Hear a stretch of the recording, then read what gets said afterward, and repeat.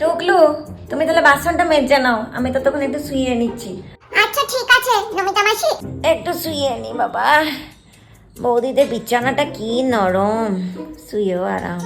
এই কড়াইটা ভালো করে মেজে দিলে পরিষ্কার হয়ে যাবে, তখন নমিতা মাসিও খুশি হয়ে যাবে, আমারও ভালো করে কাজ শেখা হয়ে যাবে, আর আমিও সবার বাড়িতে বাসন মাজা ঝাড় দেওয়ার কাজ করতে পারবো।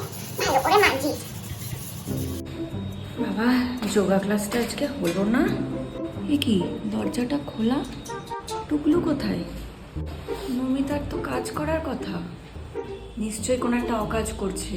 দেখি তো, টুকলুটাকে না বিশ্বাস নাই। মা তুমি এত তাড়াতাড়ি চলে এলে? তোমার তো যোগা ক্লাস তো 2 ঘন্টা হয় মা, চলে এলে? হ্যাঁ চলে তো এলাম, কিন্তু এসে আমি একই দেখছি। কি করছিস তুই? কড়াই নিয়ে কড়াই মারছিস। নমিতা কোথায়? দাঁড়া তো, নমিতাটা কোথায় গেল দেখে আসি। এ কি, নমিতা? এই নমিতা, নমিতা, বৌদি, হ্যাঁ বৌদি চলে এসছো। এখানে ঘুমাচ্ছ কেন? আর টুকলো দিকে বাসন মাজছে। আমি না থাকলে এইসব হয়? মা তুমি নমিতা মাসিকে বকো না, আমি বলেছি শিখবো। হ্যাঁ বৌদি, একটু শুয়েছিলাম। নমিতা, তোমার কোনো আক্কেল নেই? ওইটুকু মেয়েটাকে দিয়ে কড়াই মাজাচ্ছ তুমি? মা আর করবো না, মা আর করো না। এই তুই চুপ কর একদম। আর হবে না, আমি ঘরটা ঝেঁটিয়ে দিগা।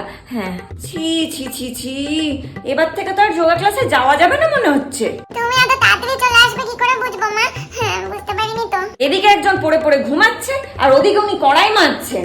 এরপর নিশ্চয়ই ঘর ঝাড় দেওয়া, কাপড় কাচাও হবে। আর হবে না মা, বলো না নমিতা মাসি বলো। পড়াশোনার নামগন্ধ নেই, ওর জীবনের অ্যাম্বিশন হচ্ছে ঘর ঝাড় দেবে, বাসন মাজবে। ও নমিতা মাসির কাছে কাজ করা শিখছে। বাহ বাহ বাহ বাহ।